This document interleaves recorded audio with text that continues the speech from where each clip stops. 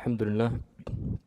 Salatu wassalamu ala khayri khalqillah Muhammad ibn Abdullah wa ala alihi wa sahbihi wa man wala. Amma ba'd. We stopped at Bab al-Tayammum, where the Mu'allif rahimahullah speaks about the rulings pertaining to Tayammum. And then he moves on to the Bab of Izalat al-Najasa, of how to remove Najasa, things which are impure. And the chronology and the reason why he does that is because after he mentions the ways of raising impurities, spiritual impurities such as wudu and ghusl, he moves on to the ways of removing physical impurity.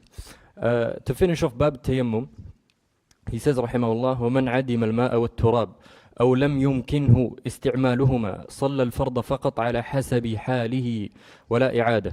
He says, for the person who doesn't have water, nor does he have turab. Now we said if the person doesn't have water, what does he move on to? He moves on to soil. Let's say the person, he doesn't have water, he doesn't have soil. What does he do? No, because last lesson we said that it's only soil you can do tayammum with. They say that if he doesn't have water and he doesn't have soil, this person they call him فاقد الطهورين. And فاقد الطهورين, they say يصلي حسب حاله. He prays in according to how he is. So he prays without doing anything. He doesn't need to wait till he finds water or wait till he finds soil. He prays upon the state that he is in. But how does he pray? They said صلى الفرض فقط على حسب حاله ولا إعادة ويقتصر على مجزئ. Now in Salah we have arkan, we have wajibat, we have sunan. The musannif, the author, he's saying that the person who doesn't have water and he doesn't have turab, he doesn't have soil, he prays upon the state that he's in. However, he says يقتصر على المجزئ. جزاك الله خير. He says يقتصر على المجزئ. He doesn't do anything more than that which is wajib upon him. Because aslan he's not upon tahara. So, after Surah Al-Fatiha, does he recite a surah? Yes or no? It's a sunnah, but now he's faqid lil-ma', he doesn't have water, he doesn't have soil. We said that he only does what is wajib upon him. So this person, he doesn't pray his salah with any sunnah, because he doesn't have water, he doesn't have soil, and we've permitted him to pray out of necessity. So they said that this person doesn't do any of the sunan, he does only what is wajib upon him. So after takbirat al-ihram, he doesn't recite the dua, he only reads Fatiha. Then he doesn't read a surah after that. He goes into ruku', he says Subhana Rabbil Azim once, then he comes up. Then when he goes into sujood, he says Subhana Rabbil A'la once, because he is faqidun lit-tahurayn. So he prays only according to what is wajib upon him. Then he says, وَلَا يَقْرَأُ فِي غَيْرِ صَلَاةٍ إِن كَانَ جُنُبًا. Now this person who, if he's upon janaba, last lesson we said that he can do tayammum to raise his janaba. However, let's say that he's upon janaba and he doesn't have water and he doesn't have soil. They said that he's only permitted to recite Quran in salah. As for outside of salah, he's not allowed to recite Quran, because we mentioned before that the junub, it is haram for him to recite anything from the Quran.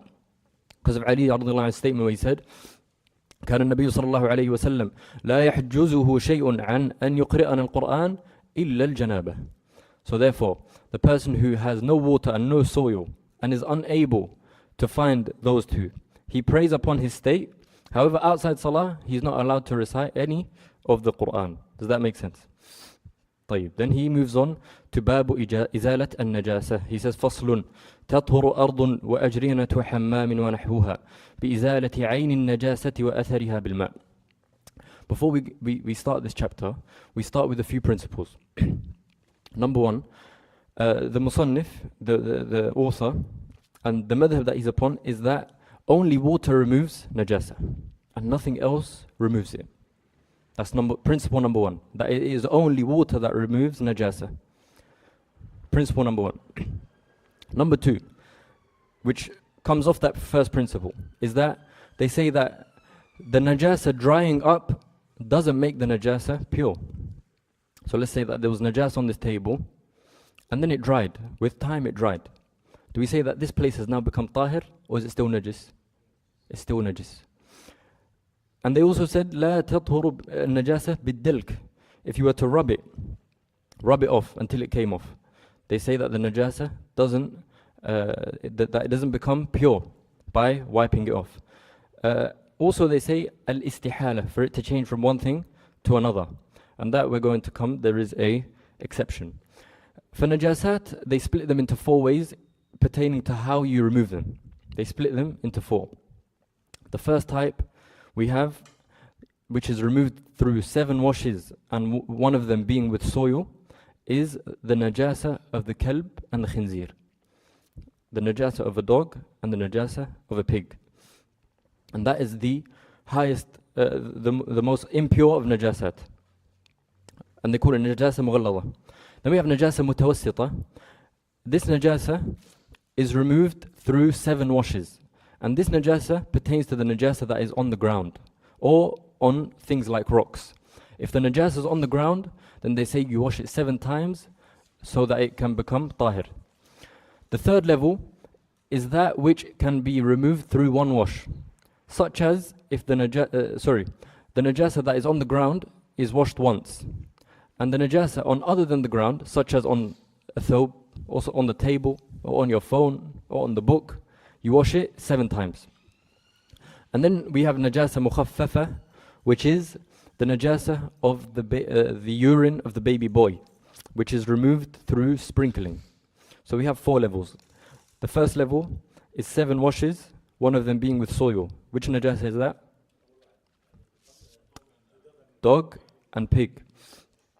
Then we said the najasa on the ground. How many washes for it to remove? 1. And then najasa on other than the ground, we said 7 washes. And then we said the najasa, the urine of a baby boy, it is sprinkled only. Sprinkled only. Now we read what he said based off the principles that we mentioned. He says, تطهر أرض وأجرنة حمام ونحوها بإزالة عين النجاسة وأثرها بالماء. He starts by speaking about najasa which is on the ground. And he says, وَنَحْوُهَا, such as rocks, anything that is attached to the ground. They said that this is to be washed once until the najasa is removed. So you overflow it with water. What is the evidence for that? They said the hadith of Anas radiallahu anhu, where the Bedouin came into the masjid. Anas radiallahu anhu says, جاء أعرابي فبال في طائفة المسجد فزجره الناس فنهاهم النبي صلى الله عليه وسلم فلما قضى أمر بذنوب من ماء فأهريق عليه. Anas radiallahu anhu speaks about a Bedouin who entered the Masjid Nabawi. And he says that this man urinated in a corner of the Masjid. The Prophet sallallahu alaihi wasallam, in order to remove that najasa, he commanded for water to be overflown over that najasa, which shows that he only commanded for 1 wash. 1 wash. And this hadith, other than this, there are so many benefits that are taken from this hadith. Go back to it, inshallah.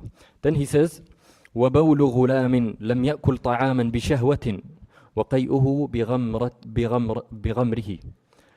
Now then he speaks about the najasa of baby boy. The baby boy, his urine and his vomit are removed through sprinkling. The reason for that is another hadith. Aisha radiallahu anha, she narrates that Mihsan radiallahu anha, sahabiyya, he said, أتت بابن لها صغير لم يأكل الطعام إلى رسول الله صلى الله عليه وسلم فأجلسه النبي صلى الله عليه وسلم على حجره فبال على ثوبه فنضحه ولم يغسله. Mihsan, sahabiyya radiallahu anha, she says that she brought her son to the Prophet sallallahu alaihi wasallam, and she described him as a baby who has yet to eat food. He's not eaten food yet. So he's still living off what? Breast milk. And then the Prophet ﷺ, he held her baby and he sat the baby on his lap. Then the baby urinated on the Prophet ﷺ's lap. Then the Prophet ﷺ, he commanded for water to be brought and he sprinkled it and didn't wash it. The Rawi says, فَنَضَحَهُ وَلَمْ يَغْسِلْهُ. Why is it that they said لم يأكل الطعام? Number one, because that's mentioned in the hadith. What do we mean by لم يأكل الطعام? here he says لم يأكل الطعام لشهوة. لشهوة meaning that the baby himself doesn't desire the food. So let's say I was to force the baby to have food, then this doesn't count. However, when do we say that the eating of the food makes a difference? They say that if two things. Number one, he eats the food and it makes him not in need of breast milk. Number one. Number two is that if he was to see food, he asks for it. In those two cases, this baby has eaten food, we say that his najasa is washed as usual. But if he doesn't eat food, then we say that his najasa is mukhaffafa, it is only sprinkled. Why the baby boy, not the baby girl? If a baby girl urinates, how do we clean that najasa?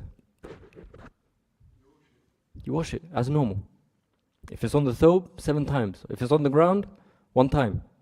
Why did we say sprinkling for the baby boy and for the girl we said you have to wash?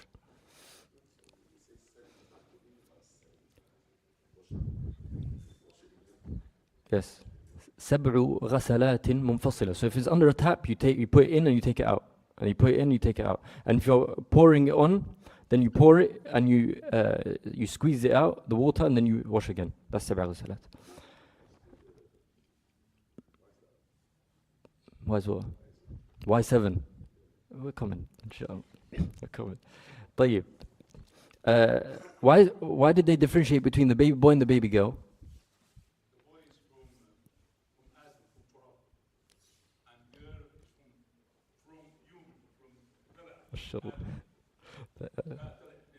The reason Ibn al-Qayyim rahimahullah, he mentioned many reasons, but of them is that they say in their time the baby boy, his najasa, it spreads more rather than the girls, so it is more difficult to clean it, and wherever there is difficulty the sharia makes it easier.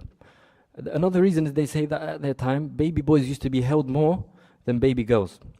But there is no specific reason that we have in the hadith. The hadith doesn't mention a reason. Who is it that tries to bring out the reason? The ulama. But whether we know the reason or not, we follow the hadith. Then he says, وَغَيْرُهُمَا بِسَبْعِ غَسَلَاتٍ. Now other than the 2 things that we mentioned before, every other najasa is to be washed 7 times. So I have a najasa on my thobe 7 times. On the table 7 times. On the bottle 7 times. Wherever it is. Other than the ground, we said the ground 1 time. We mentioned this before. Like he mentioned, why did they say 7 times? Ibn Umar radiallahu anhuma, he narrates that the Prophet ﷺ, from the Prophet ﷺ, he says, أُمِرْنَا بِغَسْلِ النَّجَاسَاتِ سَبْعًا. Ibn Umar, he says that he used to be commanded to wash every najasa 7 times. أُمِرْنَا بِغَسْلِ النَّجَاسَاتِ سَبْعًا. And Imam Ahmad also made qiyas upon the hadith of the licking of the dog. Where Abu Hurairah radiallahu anhu narrates, he says, إذا ولغ الكلب في إناء أحدكم فليغسله 7. Now, as for the hadith, أمرنا بغسل النجاسات 7, some ulama, they said that they have not found the isnad for this hadith aslan. So, if we know mustalah, sometimes there might be one rawi missing. That's enough to make the hadith weak.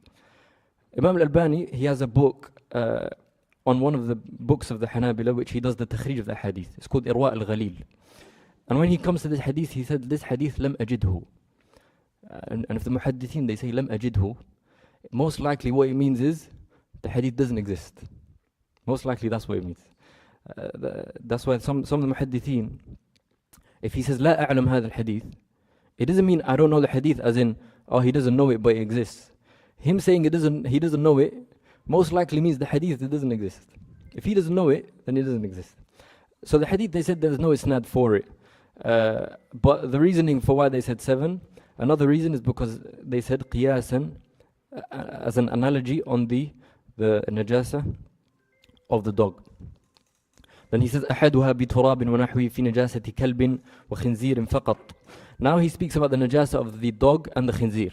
As for the dog, we have a clear hadith. The Prophet ﷺ says, إذا ولغ الكلب في إناء أحدكم فليغسله 7 وعفروه الثامنة بالتراب. Now, the Prophet ﷺ, he says that if the dog licks your utensil, then you should wash it 7 times, one of them being with soil. However, the book says any najasa from the dog must be washed 7 times. Now my question to you is, the hadith mentions licking only. Let me pose a question. If the dog was to urinate, do you still wash it 7 with soil? Yes or no? So it's only his only 7. So you differ with him. Huh? You throw it. We should add that in.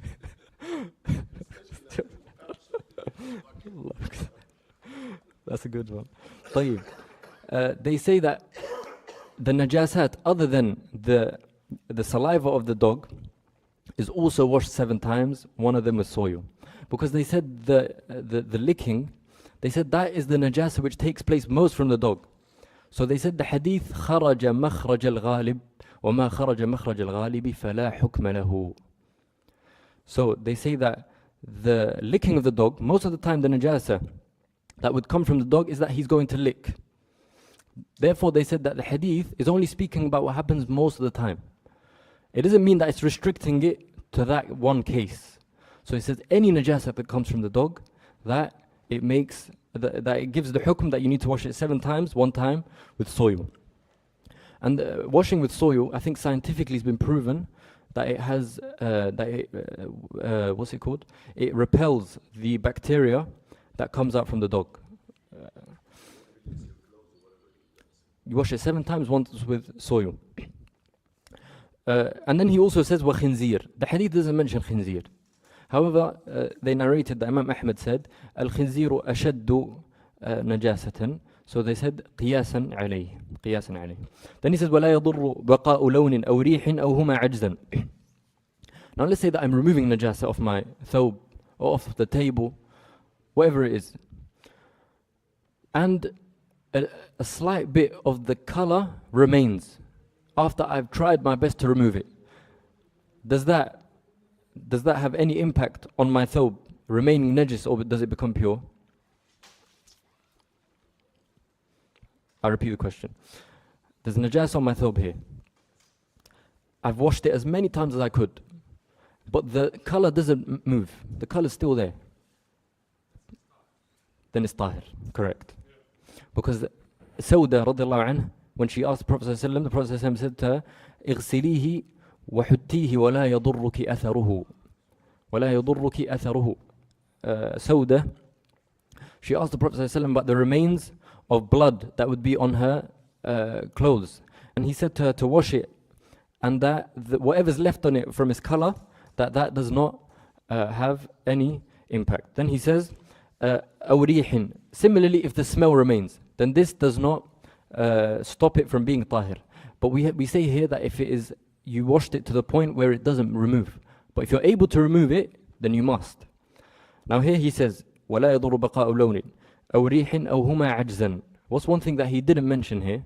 We have a loan and we have a rih and we have a third thing, a ta'am, taste.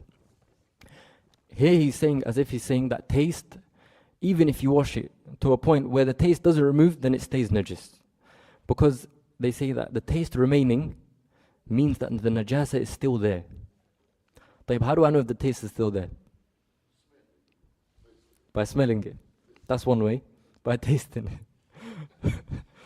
They say that غلبة الظن is for you to most likely think that the taste is no longer there.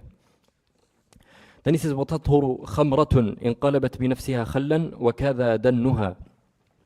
Then he speaks, like we said in the beginning of the lesson, we said that things don't become tahir through it changing by itself. Then we said that we're going to make one exception.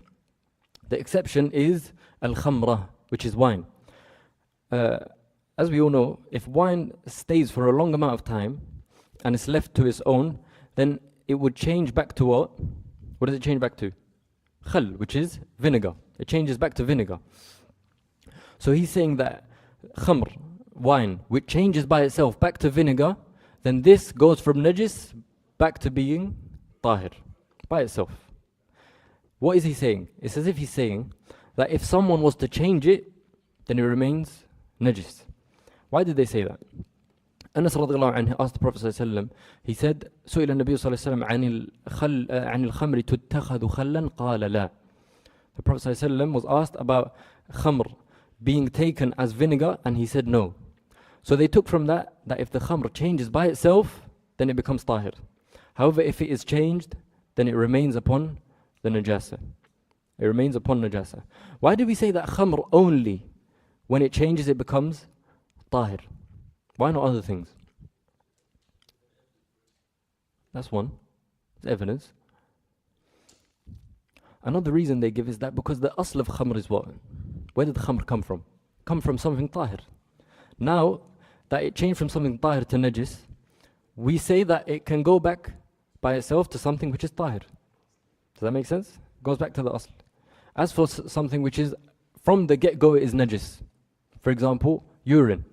Can I sit and say, I'm going to make this urine tahir? Is that possible? No, because it's asl from the get-go, it's najis. Can I say this urine's been here for a year? It's tahir now. It's changed. No, because it's asl is najis. Then he says, وَلَا دُهْنٌ وَمُتَشَرِّبٌ نَجَاسَةً. Take this principle, which is that anything which is liquid other than water, if najasa goes into it, then it can never become tahir again. It's done. For example, give me something liquid other than water. Oil. Any liquid that's other than water. If najasa goes in, that's it. It doesn't become tahir after that. Milk, like he said, oil, juice. If najasa goes into this, then they say that it never becomes tahir after that. The reason for that is the Prophet ﷺ was asked about when the mice drops into the oil. He said, Alquha wa ma hawlaha, and he said, Wala taqrabuha. Do not go near it. And if there was a way to make it tahir, the Prophet ﷺ would have instructed them to it. Then he says, وَمُتَشَرِّبٌ نَجَاسَةً, something which absorbs the najasa, such as let's say that we had dough, and this dough was mixed with water which is najis. Is there a way for me to now make this dough tahir? Can I make the dough tahir again? That's it. They say it's gone. There's no coming back. Then he says, وَعُفِيَ فِي غَيْرِ مَائِعٍ وَمَطْعُومٍ عَنْ يَسِيلِ دَمٍ نَجِسٍ وَنَحْوِهِ مِنْ حَيْوَانٍ طَاهِرٍ. Now, like we said, he said al-ma'i', like a-duhn, and mat'um. So food and anything which is liquid, we said other than water. If najasa falls into it, there is no way to make it tahir. He says though, that there are things which are forgiven. He says, يُعْفَى عَنْ يَسِيرِ دَمٍ نَجِسٍ وَنَحْوِهِ مِنْ حَيْوَانٍ طَاهِرٍ. We have a hayawan which is tahir, and we have hayawan which is najis. Let's take a principle. Any hayawan that you are allowed to eat is tahir. And any hayawan you're not allowed to eat is najis. Hayawan being animal. That's principle number one. Principle number two is that any animal which is the size of the cat and below, then it is tahir, whether it is eaten or not eaten. Is cats halal or haram to eat? Haram. Is it tahir or najis? It's tahir. Why is that? So you just guessed. Abu Hurairah? What about it? Good. The Prophet ﷺ said, هِيَ مِنَ الطَّوَّافِينَ عَلَيْكُمْ. The Prophet ﷺ, he said that cats are from those which are constantly around you, so it's very difficult to avoid its najasa. And they also said anything which is below it in size, because it is harder, if it's smaller than the cat, then it's harder to avoid. So we said anything which is you are allowed to eat is tahir, straight away. You're not allowed to eat it, it's najis. And then we said anything which is the cat size or below is tahir, whether you are allowed to eat it or not. We got the principle. Makes sense? Shall I repeat?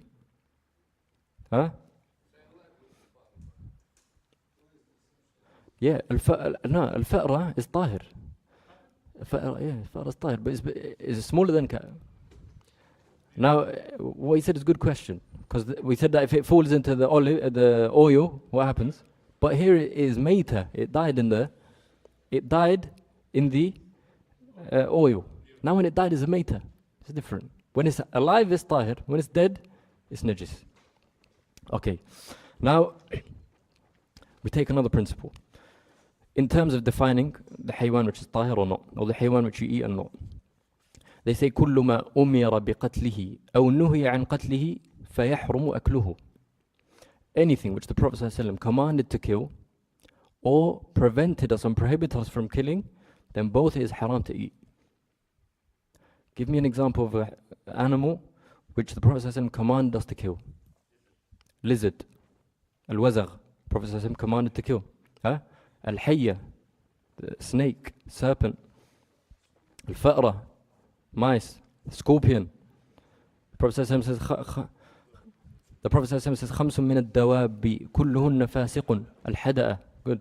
يقتلن في الحل والحرم. And he mentioned 5 things. What are some things that Prophet ﷺ prevented us from killing? He said that we're not allowed to kill it.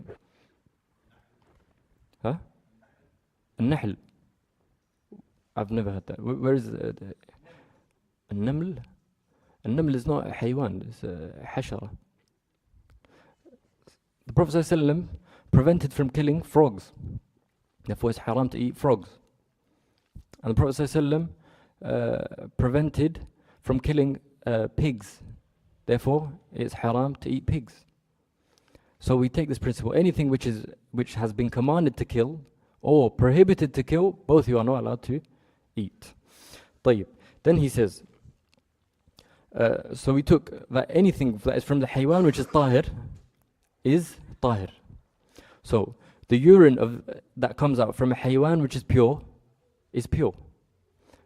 And the feces which comes out is pure. And the mani which comes out of the haywan which is tahir is pure. Anything which comes out of the haywan tahir is pure. Evidence for that, the Prophet ﷺ, he sent those who were known as al-Uraniyin. They came to Medina and the fever of Medina had caught them. So the Prophet ﷺ, he told them to go to the camels and to drink from its urine.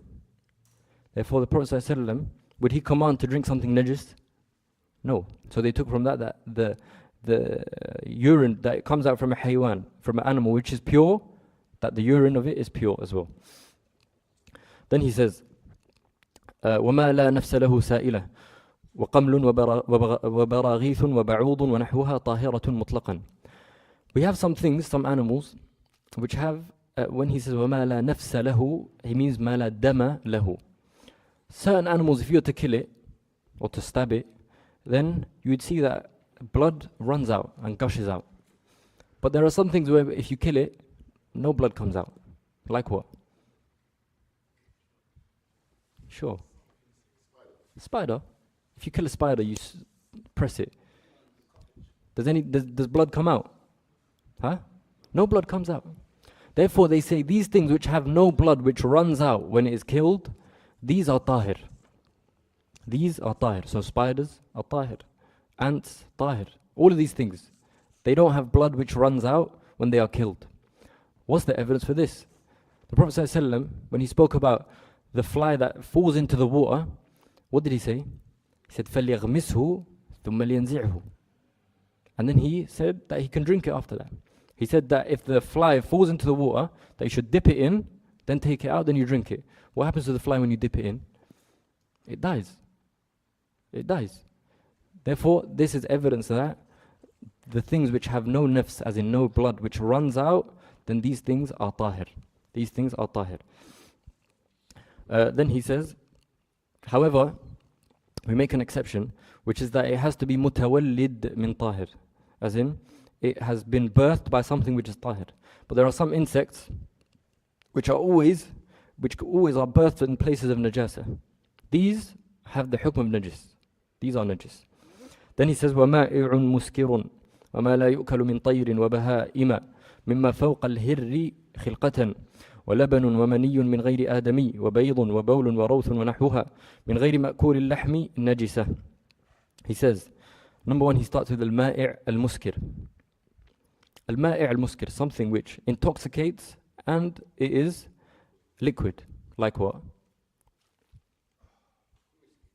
Whiskey, alcohol. Alcohol is an intoxicant and it is liquid. They say that these are najis. Because the Prophet, Allah subhanahu wa ta'ala says, يَا أَيُّهَا الَّذِينَ آمَنُوا إِنَّمَا الْخَمْرُ وَالْمَيْسِرُ وَالْأَنصَابُ وَالْأَزْلَامُ رِجْسٌ. Rijs means najis. And the khamr, being najis, is the opinion of the madhahib al-arba'a. So there's ittifaq of madhahib al-arba'a.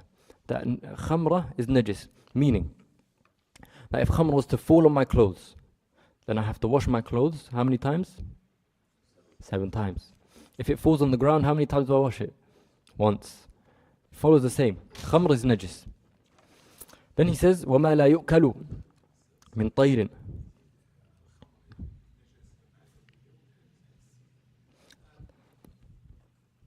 Yeah. The madhahib al-arba'a say that it's najasa hissiyya. They say it's najasa hissiyya. I think Ibn Taymiyyah rahimahullah, he says that it's najasa ma'nawiyya. The reasoning is because he says the ayah itself, إِنَّمَا الْخَمْرُ وَالْمَيْسِرُ وَالْأَنصَابُ وَالْأَزْلَامُ رِجْس. How can you say that al-ansab, al-azlam, al-maysir? Rijs. Yeah. Yeah. So I think Ibn Taymiyyah rahimahullah, he says that it's najasa ma'nawiyya. Yeah, Ibn al-Qayyim as well. Yeah. But there is a difference of opinion. Madhahib al-arba'a say that's najasa hissiyya. So if it touches you, you must wash yourself. That's what they say. Then he says, وَمَا لَا يُؤْكَلُ مِنْ طَيْرٍ وَبَهَائِمَ مِمَّا فَوْقَ الْهِرِّ خِلْقَةً. Then he says, any animal which is not eaten, as in we are not allowed to eat it. And he says, so long as it is above the cat in size. For example, donkey, pig, dog, all of these is haram to eat. So he says that they're all najis, meaning anything that comes out of them is also najis. However, the cat, are we allowed to eat it? No. Mice, are we allowed to eat it? No. But whatever comes out of it is tahir. And also it's leftover. So where it drinks from. The cat, if it drinks from a bowl, are you allowed to drink from that bowl after it? Yes, because it's tahir. Are you allowed to make wudu from that water? Yes, because the cat is tahir. Then he says, مِمَّا فَوْقَ الْهِرِّ خِلْقَةً. Then he says, وَلَبَنٌ. Sorry? The mice. Yeah.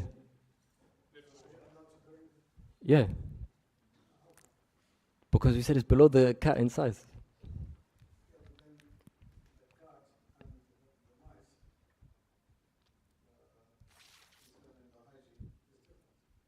Yeah. But they're both, the hadith mentions the cat, and then they said that al-fa'ra qiyasan because it's smaller. So they actually say min babi awla. The damage, Joshua. What he's saying is valid, and there is a second opinion, which is that fa'ra is najisa. So he's taken an opinion, mashallah. It's correct.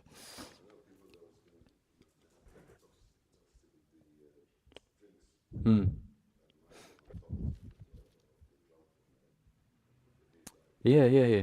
And look, any time that madarra is yaqeeniyah, then the shara is against it. 100%. Any time, we have a qaida, la darara wa la dirar. Any time where there is darar which is known, then the hukum changes straight away. Then he says, وَلَبَنٌ وَمَنِيٌّ مِنْ غَيْرِ آدَمِيٍّ. Then we have the laban, which is milk. The milk that comes out from the Adami, as in the female, is tahir. And what comes out from the hayawan, which is tahir, is also tahir. Now if you were to drink cows, is cow tahir or najis? Tahir. Therefore, the milk which comes out of the cow is what? Tahir. Then he says, وَمَنِيٌّ, which is semen. If it comes out from other than Adami, if it comes out from other than Adami, it comes out from a haywan which is tahir. What's the hukm of that mani? Tahir. It comes out from a haywan which is najis, then it is najis. It comes from the Adami himself, tahir or najis? Tahir. And there's a lot of evidences for why it is tahir of them. Is that Aisha radiallahu anha, she says, that كان النبي صلى الله عليه وسلم يخرج إلى الصلاة وأثر الماء في ثوبه And she said, فَكُنْتُ أَفْرُكُهُ بِيَدَيْ. And she says that Aisha, that that semen, the athar of the semen would still be on the thawb of the Prophet ﷺ, and she would only rub it off with her finger. And like we said, najasa is washed and it's not rubbed off. And if it was najis, she would have washed it. Another reasoning they give, not dalil, but reasoning, is that they say that it's impossible for the asl of anbiya and salihin for it to be from something which is najis. For it to be from something which is najis. Then he says, وَرَوْثٌ وَنَحْوُهَا مِنْ غَيْرِ مَأْكُولِ اللَّحْمِ نَجِسَةً. All of these things that we mentioned, if it comes from something which we are not allowed to eat, then automatically it's najis. And if it comes from something which you are allowed to eat, then it's what? Tahir.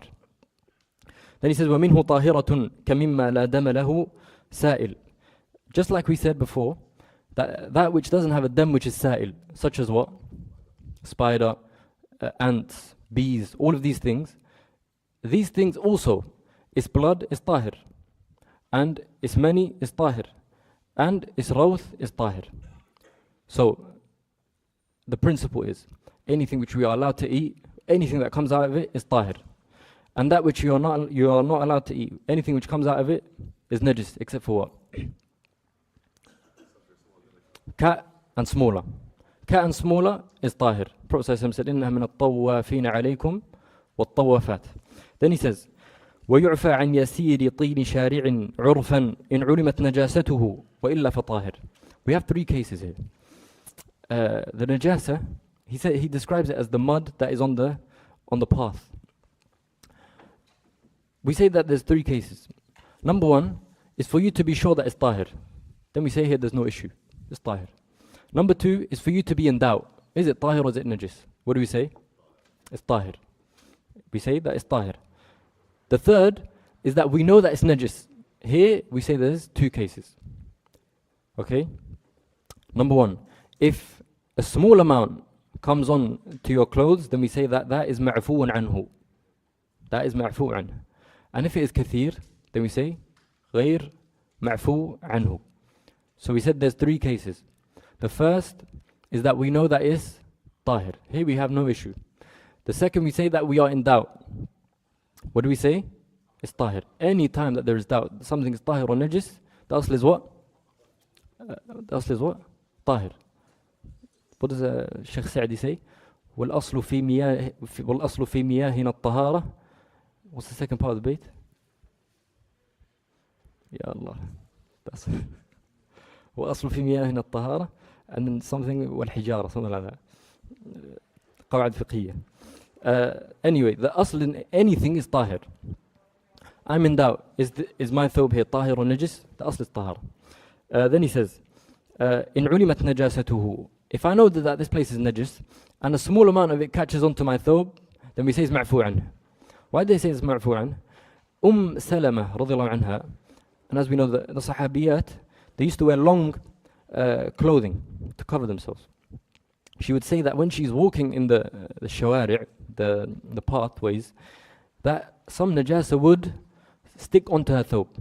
The Prophet ﷺ said to her that there is no issue in that, because as she walks on, he said that the rest of the path will remove it.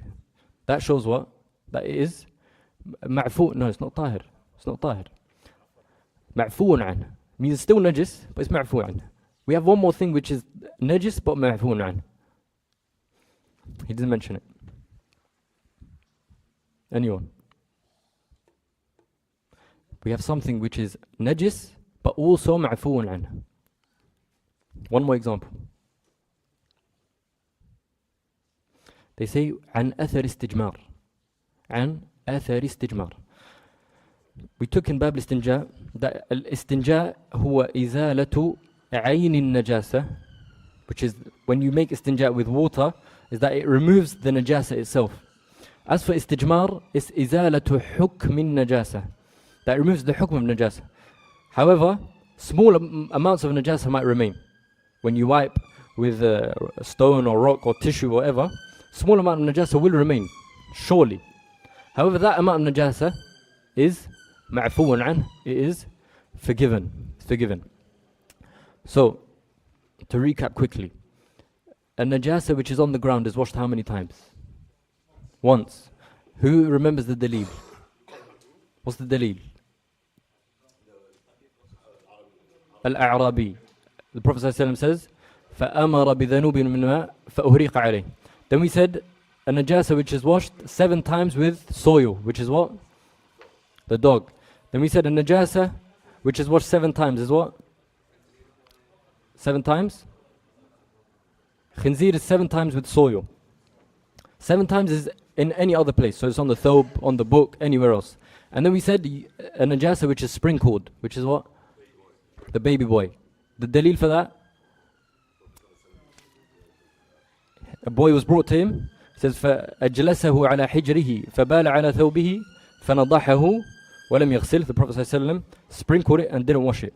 And we end on this note. What is the difference between washing, sprinkling and wiping? We have mash, nadh and ghasl.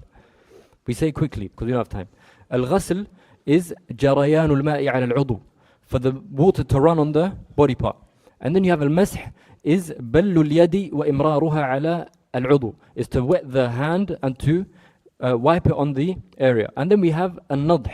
Al-nadh is for it to be put on the udu. He says وَأَنْ لَا يَنْفَصِلْ. It doesn't need to run off. So we have 3 levels. We have ghasl, mash and nadh. And that is all inshallah. Wallahu a'lam wa sallallahu wa sallam ala nabiyyina Muhammad.